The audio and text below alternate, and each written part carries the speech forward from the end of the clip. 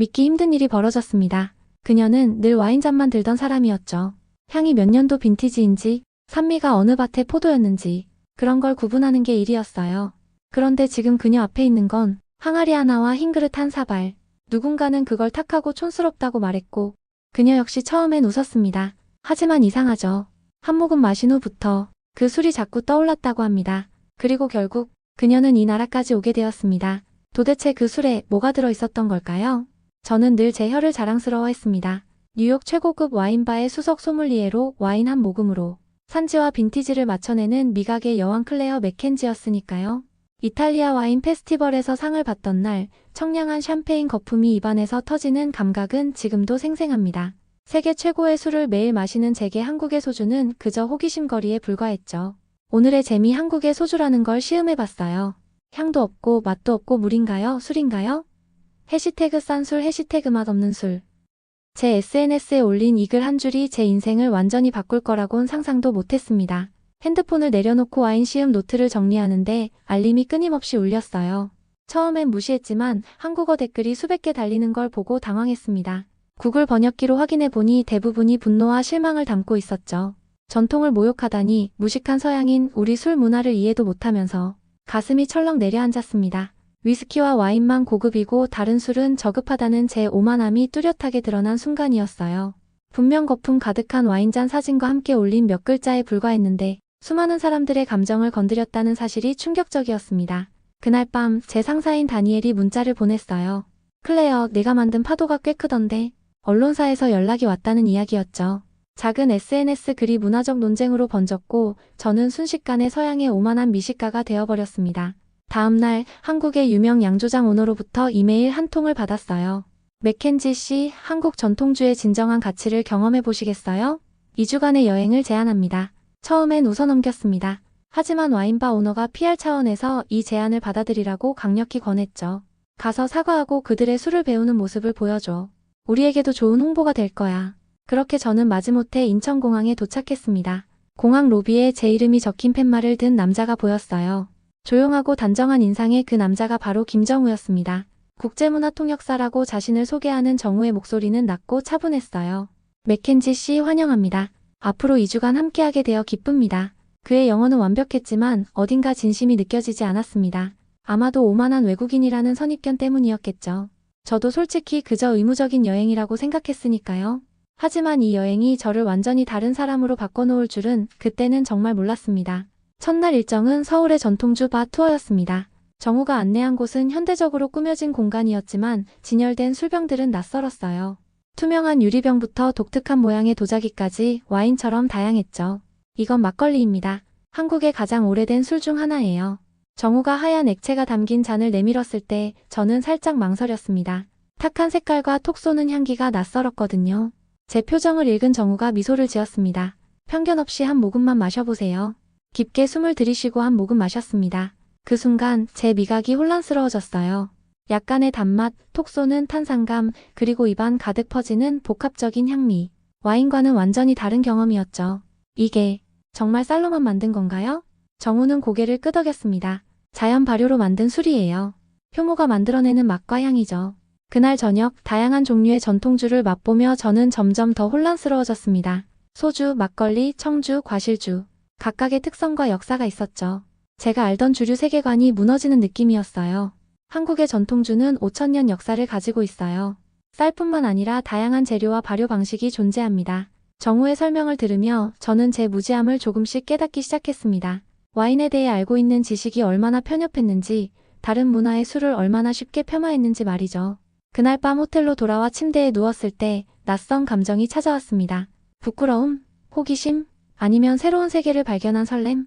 확실한 건 제 안에 무언가가 흔들리기 시작했다는 거예요. 다음날 아침 정우는 제게 작은 책자를 건넸습니다. 한국 전통주의 역사와 종류가 영어로 설명된 가이드북이었어요. 오늘은 전통 양조장을 방문할 예정입니다. 준비되셨나요?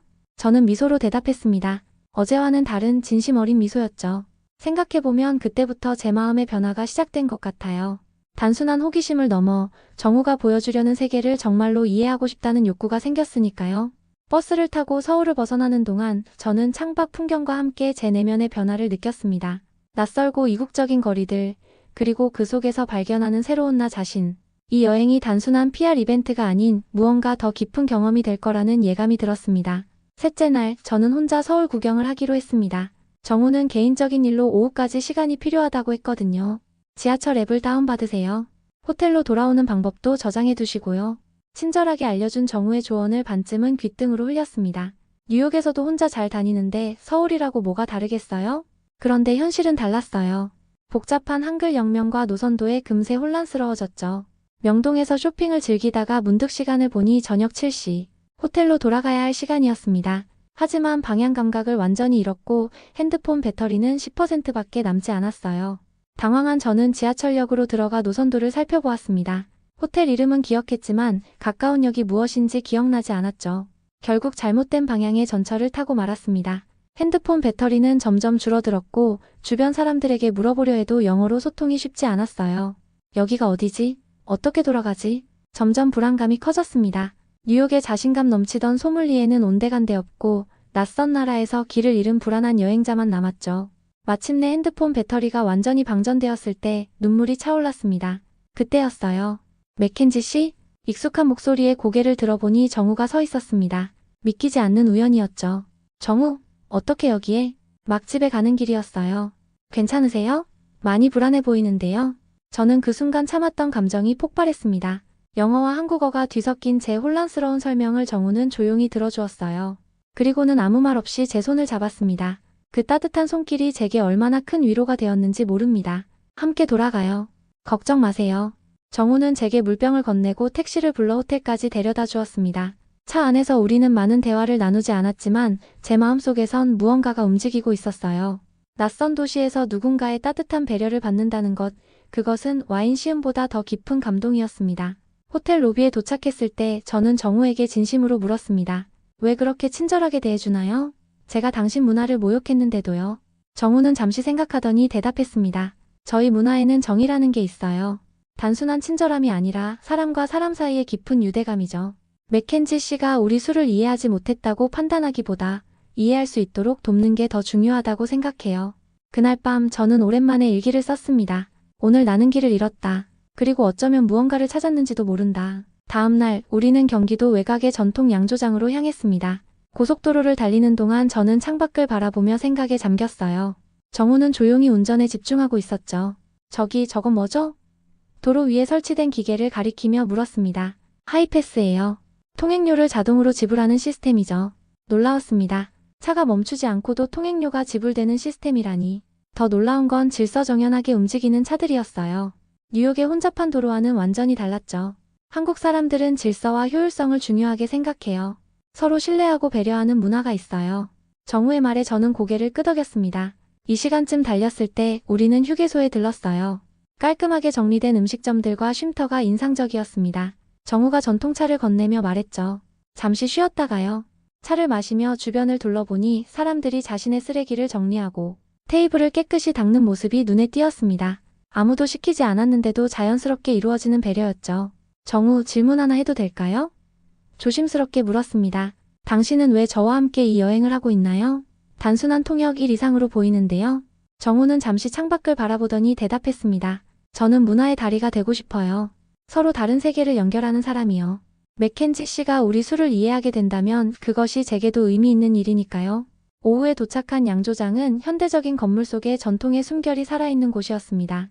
70대로 보이는 노장인이 우리를 맞이했어요. 이분이 박민호 명인이십니다. 40년 넘게 전통주를 빚어오셨어요. 정우가 소개했습니다. 박명인은 친절하게 제게 손을 내밀었습니다. 거친 손마디가 수십 년의 시간을 말해주는 것 같았어요. 그분의 안내로 양조장 투어가 시작되었죠. 크고 작은 항아리들, 발효통, 그리고 특별한 장비들을 하나하나 설명해 주셨습니다. 놀라운 건 최신식 장비보다 오래된 도구들이 더 많다는 점이었어요. 왜 현대적 장비를 더 많이 사용하지 않으세요? 제가 궁금해서 물었습니다. 박명희는 미소를 지으며 대답하셨어요. 좋은 술은 시간이 필요해요. 기계는 빠르지만 영혼이 없지요. 그리고 항아리 하나를 열어 맑은 액체를 한 잔 따라주셨습니다. 이건 3년 묵은 약주입니다. 한 모금 마셔보세요. 조심스럽게 마셨는데 놀라운 맛이 입안에 퍼졌습니다. 복합적인 향과 부드러운 목넘김, 그리고 끝에 남는 은은한 여운까지. 와인과는 다르지만 그에 못지않은 깊이가 있었어요. 어떤가요? 박명인이 물으셨습니다. 놀랍습니다. 이렇게 깊은 맛이 있을 줄 몰랐어요. 그렇죠? 기다림의 맛입니다. 우리 일의 대부분은 기다리는 거예요.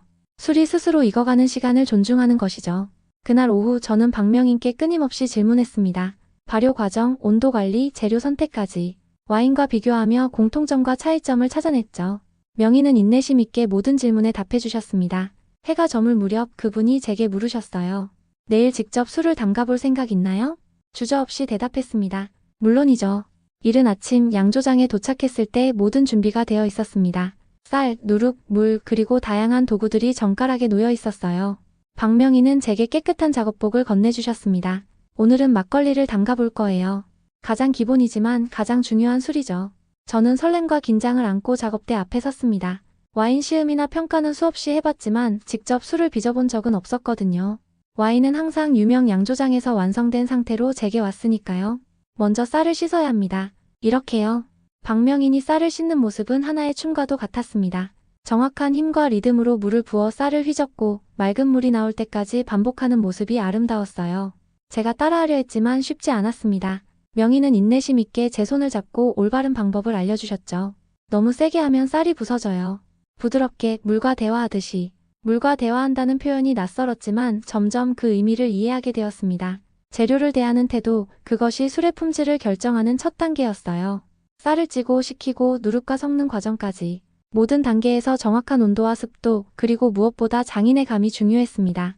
계량컵보다 손의 감각을, 온도계보다 피부의 느낌을 더 신뢰하는 모습이 인상적이었어요. 와인 양조와 가장 큰 차이점이 뭘까요? 제가 물었습니다. 박명희는 잠시 생각하더니 대답하셨어요. 와인은 포도의 품질이 90%를 결정한다고 들었어요. 하지만 우리 술은 사람의 정성이 90%를 결정합니다. 같은 재료라도 누가 어떤 마음으로 빚느냐에 따라 완전히 다른 술이 되죠. 그 말에 저는 깊이 공감했습니다. 와인 세계에서도 테루아라는 개념이 있지만 여기서는 사람 자체가 더 중요한 변수였어요. 기술이 아닌 사람이 담긴 술이라니 새로운 관점이었습니다. 점심시간 박명인의 가족들이 음식을 가져왔습니다. 정원의 큰 나무 아래 자리를 펴고 모두 함께 식사를 했어요. 제게는 낯선 광경이었죠. 뉴욕에서는 늘 혼자 또는 동료들과 바쁘게 식사를 했으니까요. 이것이 우리 문화의 일부입니다. 함께 먹고 함께 일하고. 정우가 설명해 주었어요. 식사 후 박명인의 손자인 어린 소년이 제게 들꽃 한 송이를 건넸습니다. 아무 말 없이 그저 미소와 함께. 그 순간 제 마음에 따뜻한 감정이 피어올랐습니다. 정이라는 단어가 비로소 가슴으로 이해되는 순간이었어요. 오후에는 이미 발효 중인 다양한 단계의 술을 맛보았습니다. 하루 차이로도 맛이 달라지는 것이 신기했어요. 박명희는 제게 중요한 조언을 해주셨습니다. 좋은 술을 만들려면 먼저 좋은 사람이 되어야 해요. 마음이 맑아야 술도 맑아집니다. 그날 저녁 숙소로 돌아오는 차 안에서 정우에게 물었습니다. 정우 씨는 왜 통역사가 되었나요? 그는 잠시 생각하더니 대답했어요. 사람들이 서로를 더 깊이 이해했으면 해서요. 언어는 단순한 의사소통 도구가 아니라 문화와 마음을 연결하는 다리니까요. 그날 밤 저는 제 손을 오랫동안 바라보았습니다. 평소에는 와인잔만 들었던 이 손이 오늘은 쌀을 씻고 누룩을 섞고 항아리에 술을 담았어요. 그리고 그 과정에서 제 영혼의 일부도 함께 담긴 것 같았습니다. 일주일이 지났습니다. 서울과 지방의 다양한 양조장을 방문하고 수많은 종류의 전통주를 맛보았어요. 매일 밤 제 노트북에는 새로운 발견들로 가득 찼습니다. 하지만 더 중요한 건 제 마음속에 쌓이는 경험과 감정이었죠. 오늘은 정우가 특별한 장소로 저를 데려갔습니다. 서울 북쪽의 작은 소주 양조장이었어요. 이곳은 대량 생산이 아닌 전통 방식으로 소주를 만드는 몇 안 되는 곳 중 하나였습니다. 제가 처음 비하했던 그 소주와는 전혀 다른 소주를 보여드리고 싶어요. 정우의 말에 저는 호기심을 느꼈습니다. 양조장 입구에 들어서자 달콤하면서도 강렬한 향기가 코를 자극했어요. 젊은 여성 양조자가 우리를 반갑게 맞이했습니다. 이분이 김지영 양조자님이에요. 30대 초반의 젊은 나이에 전통 소주 부문에서 상을 여러 번 받으셨어요.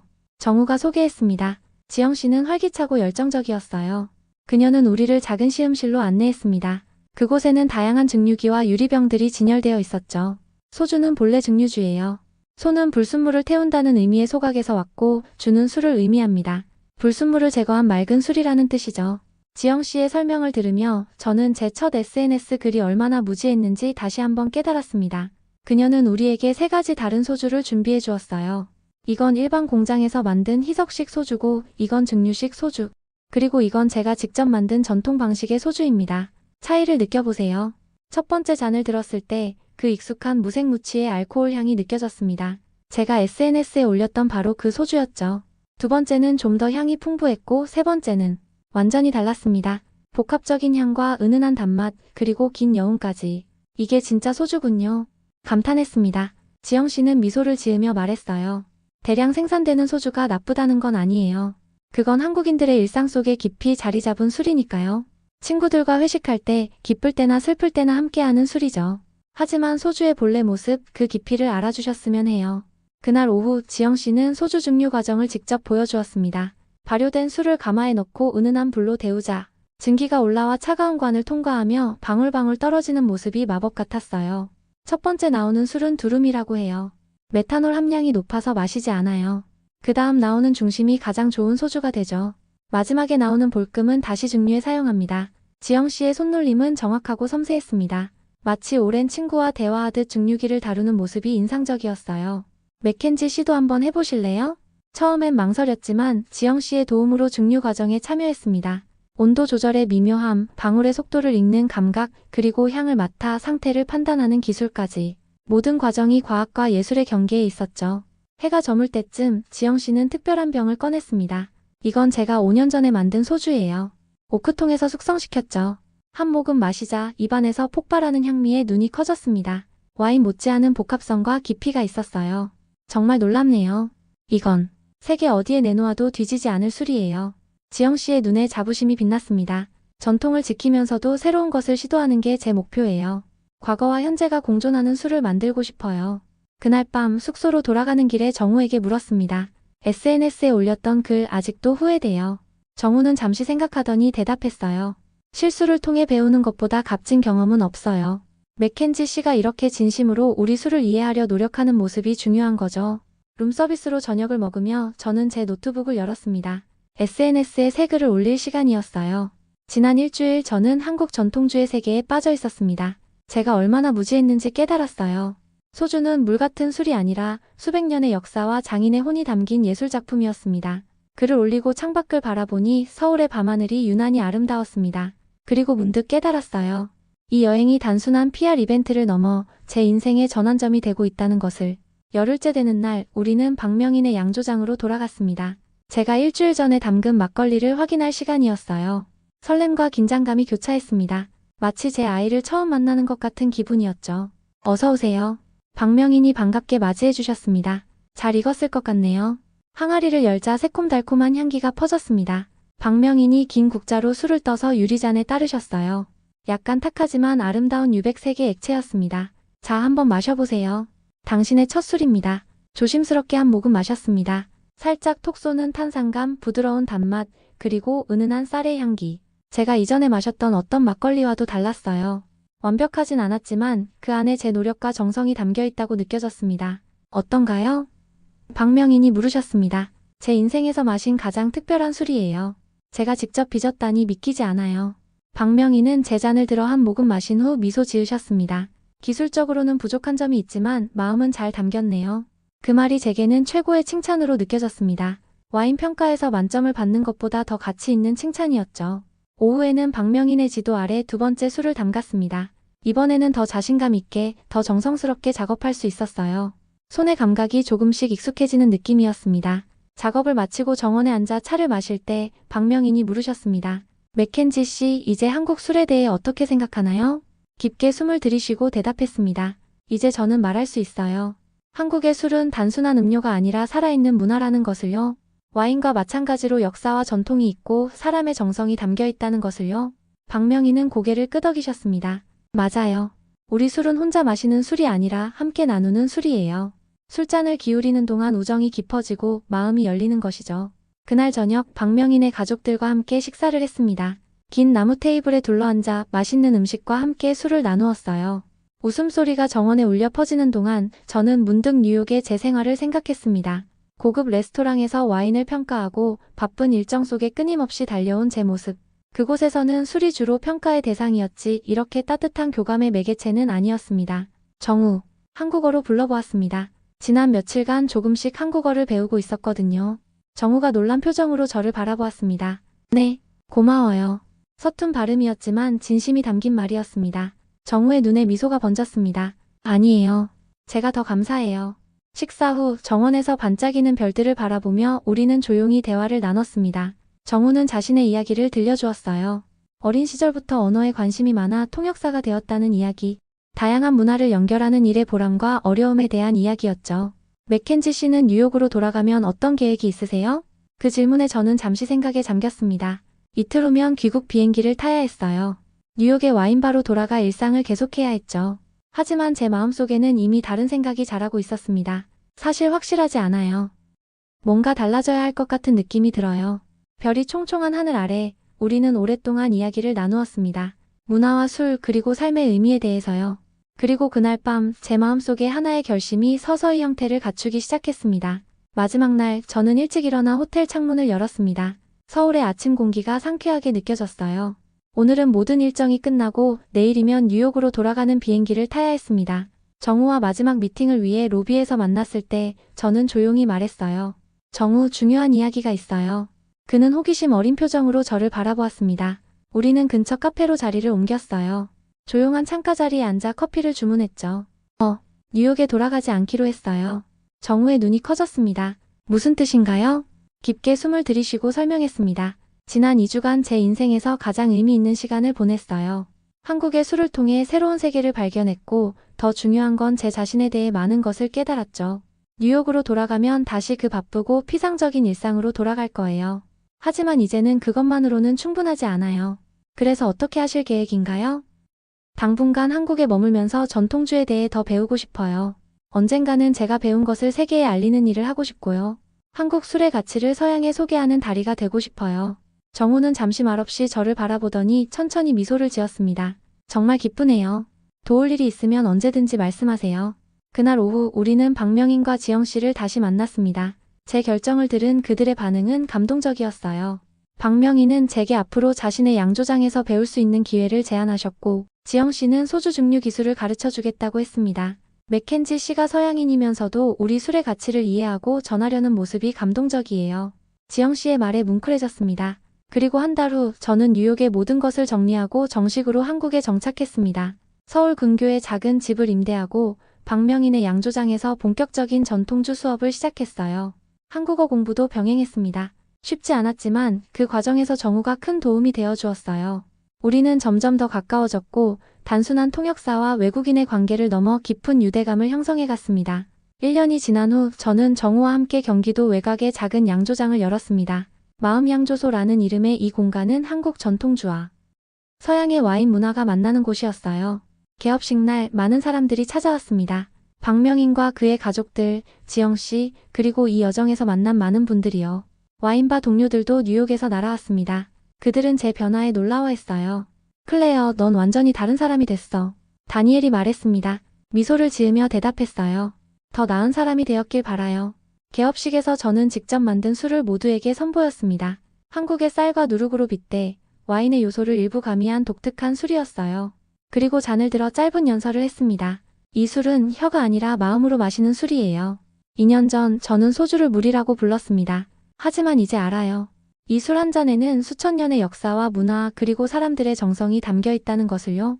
잔을 높이 들며 계속했습니다. 내가 한국에 머문 건 술 때문이 아니었습니다. 술을 빚는 사람들과 아무 말 없이 내 손을 잡아준 그 정 때문이었습니다. 모두가 잔을 들어 함께 건배했습니다. 그 순간 저는 정우를 바라보았어요. 그의 눈에도 같은 감정이 담겨 있었습니다. 우리는 말없이 서로를 이해했죠. 이제 저는 매일 아침 양조장의 문을 열며 생각합니다. 오만함과 편견으로 가득 찼던 과거의 제가 어떻게 이렇게 변할 수 있었는지. 한국의 술이, 아니 그 술을 빚는 사람들의 진심이 제 인생을 바꾼 것이죠. 저는 이제 두 세계 사이의 다리가 되어 한국 전통주의 가치를 세계에 알리는 일을 하고 있습니다. 그리고 매일 밤 정원에서 정우와 함께 직접 빚은 술을 마시며 별을 바라봅니다. 이보다 더 충만한 삶이 있을까요? 내가 한국에 머문 건 술 때문이 아니었습니다. 술을 빚는 사람들과 아무 말 없이 내 손을 잡아준 그 정 때문이었습니다.